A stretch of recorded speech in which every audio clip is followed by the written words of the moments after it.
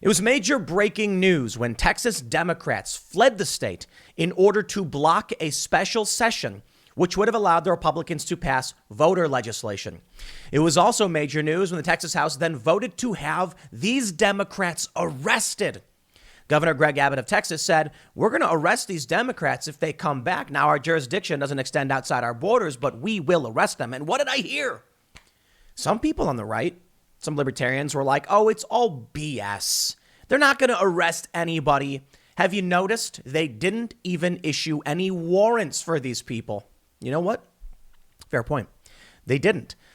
They said if they come back, we'll arrest them. And then what they'll do is they'll bring them to the House and then, make them vote so they can have their session. The way it works is in Texas, you need a quorum. You need at least 2/3 of the House to be available for a session to occur. Because the Democrats fled, they have broken quorum and now they can't legally have a session. Well, we have more breaking news, my friends, and this is where it gets big. First warrant signed for Texas Democrat who fled to D.C. And boy, is this story brutal. This Democrat was being charged, basically just defied the trust of the Republicans who are essentially allowing him with no repercussion to do his stupid thing. This is the problem with Republicans. They are these better men, and I mean that sarcastically, who are like, perhaps we shouldn't actually arrest these Democrats. That would be ghastly. And so what do the Democrats do? Stomp all over and do whatever they want. The voter legislation in Texas is to protect voter integrity. The Democrats say it's voter suppression. Anything you do to secure a system will make it bulkier. And the issue is most of the things Texas wants are things it already had before COVID, and then emergency provisions came in. That's basically how it works. So this Democrat leaves for D.C., comes back, and they say, we're not going to arrest you, just come to session. In order to leave, they had to get permission. And the Republicans said, absolutely, you're free to go. No problemo, just come back. And the dude fled to D.C. again. And now the Republicans are just shocked. Shocked that the Democrats would break the law in this way. Now, what are we hearing? Well, the Texas Democrats, they need salsa and soda and hairspray. Hairspray? Yes, adamant. They not use taxpayer dollars for their illegal activities. And it is illegal. I mean, this is hilarious. Can you donate money to someone committing a crime? No, serious question. We have an arrest warrant for one of these guys. They've committed a crime. It's illegal. Are you allowed to give money? What donation platform are they using? Yeah. The double standard. Republicans won't fight for anything. So these tech platforms, these financial services will provide a pipeline for people to give money to those breaking the law. Congratulations. That's how the system works right now. Here's the story from the Hill. Texas State House Speaker Dade Phelan this week signed the first warrant directed at state Democrats who fled to Washington, D.C. to prevent a vote on a controversial election bill. Phelan signed a civil warrant Sunday for Philip Cortez, the Washington Post reported on Monday. Cortez initially left Texas with fellow Democratic state legislator on July 12th, but went back in what he said was an attempt to work with Republicans on the legislation opposed by Democrats. Cortez returned to Texas on Wednesday to negotiate with Republicans before he fled the state for a second time. The July 12th exodus by Democrats has forced House members to come to the floor every day and request special permission from Phelan to leave. Cortez made such a request after he returned to Texas, and Phelan said he would grant permission if Cortez promised to come back. Cortez vowed to return and receive permission to leave the floor, according to the Post.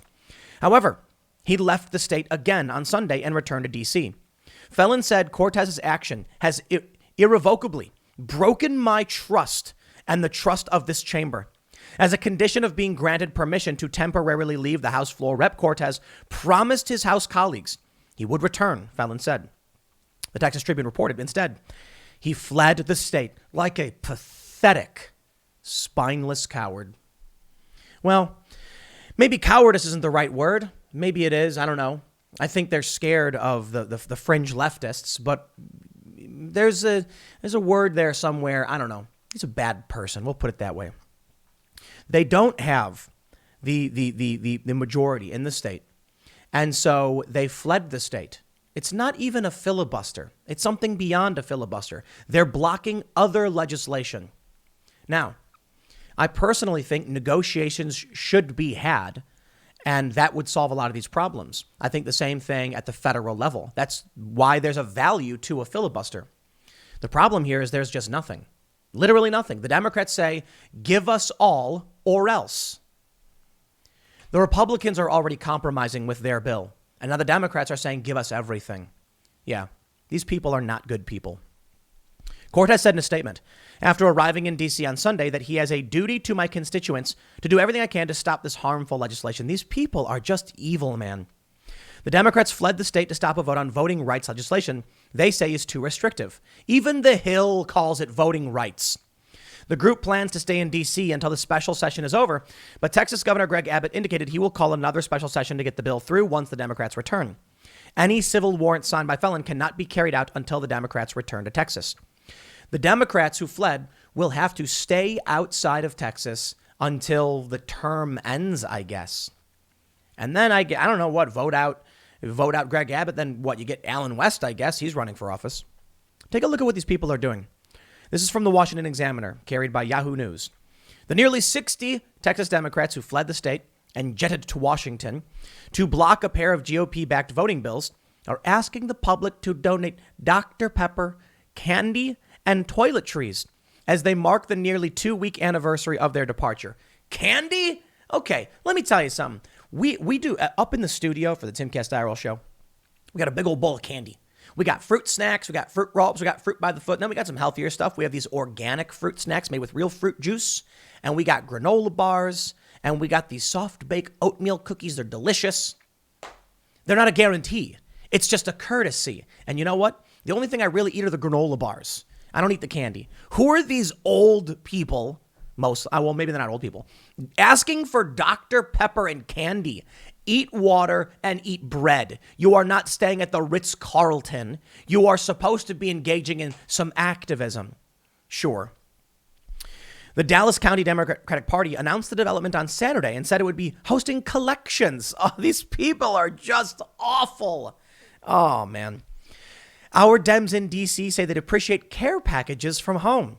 Before 5 p.m. Tuesday, we're collecting Dr. Pepper, salsa hard candy, hairspray, travel toiletries, hand sanitizer, sewing kits, first aid, and money to pay for shipping. Thank you. Dr. Pepper. Can you, I'm just thinking about, you've got these hoity-toity, elitist scumbag Democrats sitting there going like, egad, I don't have any more Dr. Pepper. You go buy some. You walk outside in D.C. and there's a cafe selling Dr. Pepper. Why are you These people are the worst. Ted Cruz mocked the social media post with the words, "No Miller Lite," in a reference to a case of beer observed while the legislators posed for photographs on their way to Washington. Texas Democrat leaves Washington to engage in good faith dialogue on GOP-backed voting bills. Former U.S. Ambassador to United Nations Nikki Haley also weighed in and called the collection embarrassing. I don't know what this line is here. Not only have they taken a vacation to avoid doing their job, now they want you to help pay for it. This is so embarrassing. Ex-senior legal advisor to former President Trump, Jenna Ellis, asked, they can't get all that at a CVS? I'm saying Congress ain't poor. They get paid $174,000 a year. I'm pretty sure they can afford to go to CVS and buy their hard candies and their Dr. Pepper. On July 12th, dozens of Democratic lawmakers boarded private jets. We know all this. They say SB 1 was passed by the Senate and by the lawmakers' departure, but HB 3, House bill, has been stalled as the House lacks a 2/3 quorum necessary. This is the game they're playing. The Democrats are like, we care about voting integrity. We want to make sure that these harmful bills don't get passed. They are lying. Let me tell you something. Let me show you something. Here's a story from Axios. Hey, Texas, how's it going? 50,000 migrants released, few report to ICE. Abbott is in this position where he's trying to get federal assistance to stop the unmitigated crisis at the border. Joe Biden, he don't care. Joe Biden is shuffling these people through the border. Now, you may be saying, Tim, what does this have to do with voter integrity? Everything.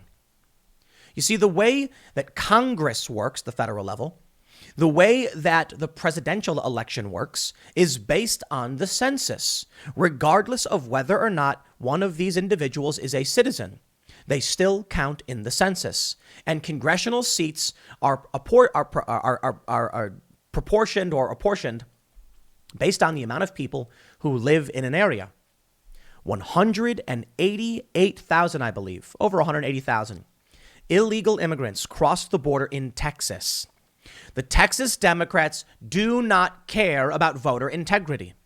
They are lying. They want power. Do Republicans want power? Sure, but what do Republicans do? They're pathetic and spineless and do nothing. Look at this. Oh, we're going to issue one warrant. Issue all the warrants. Spineless and pathetic. No wonder Republicans lose so often. No wonder the voters chose Donald Trump. That guy and all of his nasty words. I guess it was the pressure release valve finally erupting.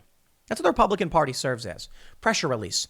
You watch the Democrats lie, cheat, and steal and bash people over the head figuratively, and literally, for long enough, you eventually say, do something to Mitch McConnell and Kevin McCarthy, and they do nothing. In fact, they go after Marjorie Taylor Greene because the Democrats tell them to. Pathetic. Then along comes Trump. And I know Marjorie Taylor Greene came after Trump, but I'm saying, watching this kind of behavior, along comes Trump, and people are like, I'll take what I can get. Send in the bull to just romp around. Texas Democrats say they care about voting integrity. They don't. The left wants to block the citizenship question on the census. So here we have a country, the United States, that doesn't even ask the people in the census if they're citizens of this country. How are we supposed to know how many people are here illegally? Because the Democrats don't care. They like the power. Now, I believe it was Tucker Carlson who said that it's because the Democrats want their votes. The idea being that if they naturalize illegal immigrants, these illegal immigrants become citizens, and then they will likely vote Democrat. Perhaps. I don't know. That's a bit circuitous. You have the claim right now that the Democrats are rejecting Cuban migrants and refugees over what's going on in Cuba because they're likely to vote Republican. And that may be as well. I think the best evidence to Tucker Carlson's claim, and many others, is that they're saying no to Cuban refugees. It's like, dude, it's like 90 miles, like right there. Where else are they going to go? They go to Florida. I guess they can risk a crazier journey and try and head to some other island or something. No, Florida is the safest and closest. And these are legitimate refugees in a communist dictatorship. So why would the Democrats say no? Yeah, they're going to vote Republican, that's for sure. We saw it in Miami when that blue district flipped to Republican. But I'll tell you this, what you need to understand. It doesn't matter if these people do become citizens, because when the census happens, they will fill out the form, not all of them, but many of them, and that will increase the population size in blue districts, giving Democrats more seats in Congress. It doesn't matter if they vote or not. They get an extra seat in Congress, and that means an extra electoral college vote. People give voting power to states and federal voting power to states in the Congress and in the presidential election. So it doesn't matter if they become citizens.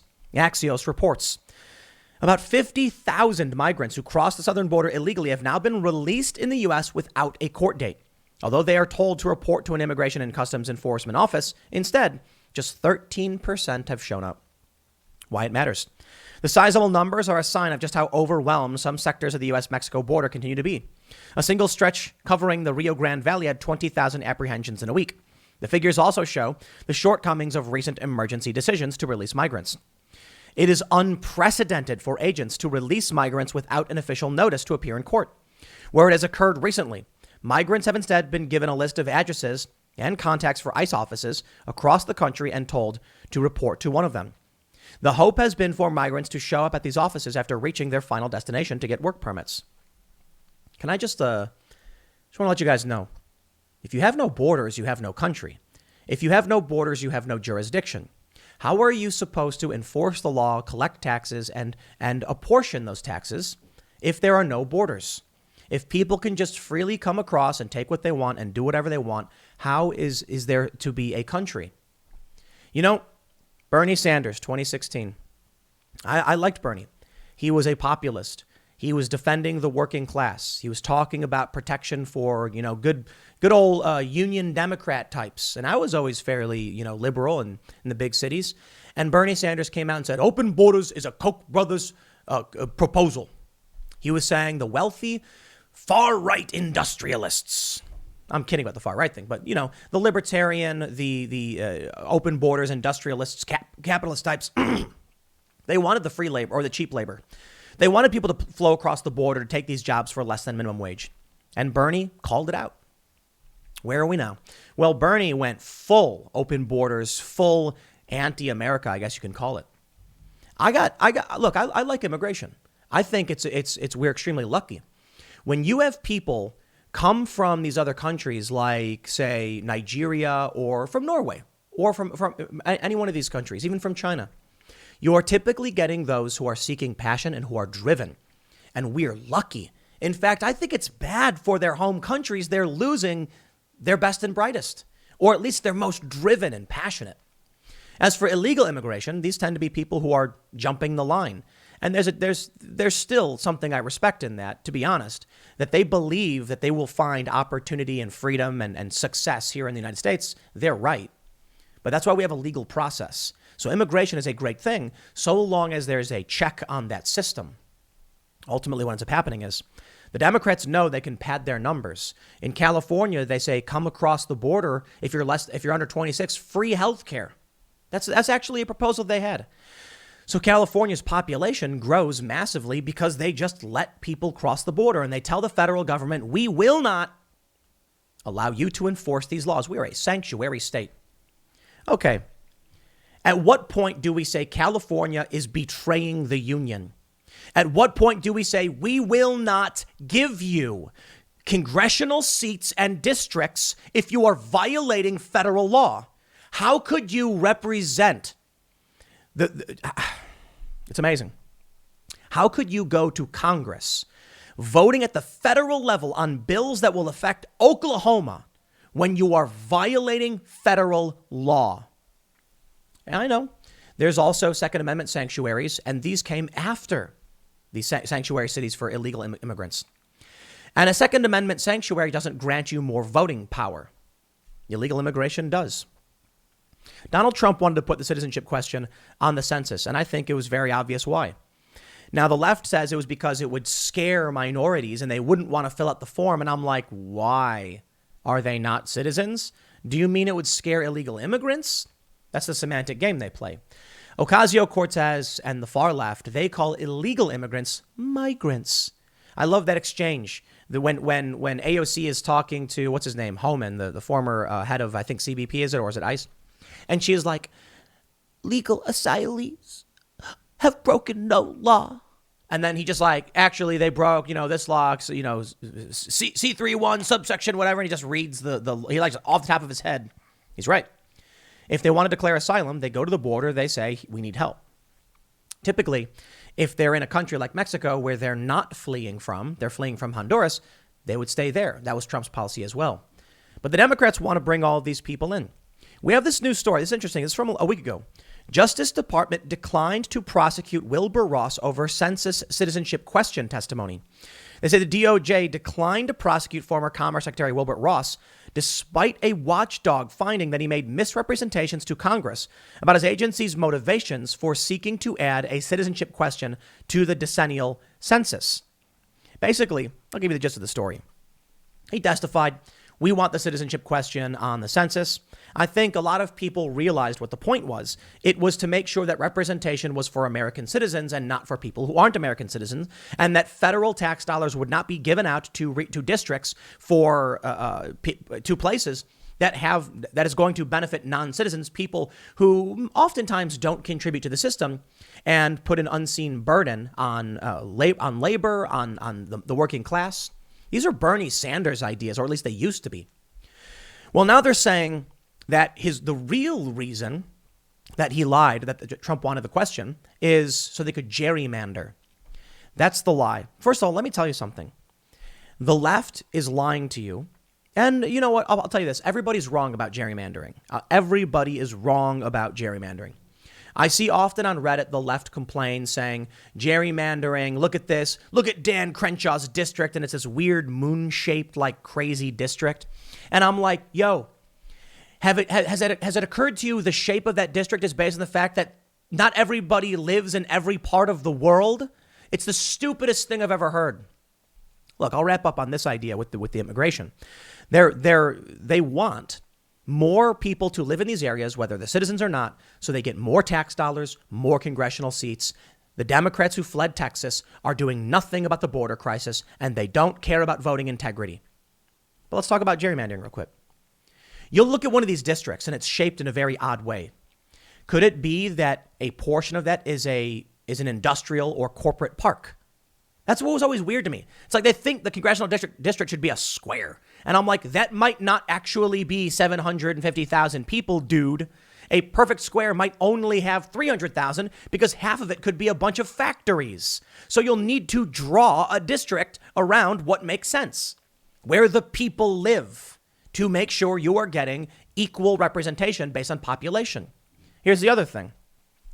A lot of people on the left say they do this map where they show that you can have, they say there's 3 districts and each of them is 60% Democrat and 40% Republican. And then they say if you were to block it off by Democrat and Republican, or just vote as a whole district, the Democrats would outnumber the Republicans. But gerrymandering designs them in such a way that Republicans get the majority vote.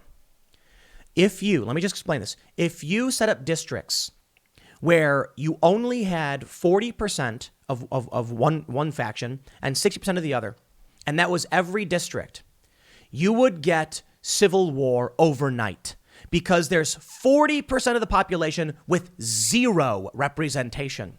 It's not an easy solution, I'll tell you that. Gerrymandering has its problems, but it exists for a few reasons. And the first and most obvious is disregard the whole Democrat, Republican, and trying to map out districts to win more. That's true.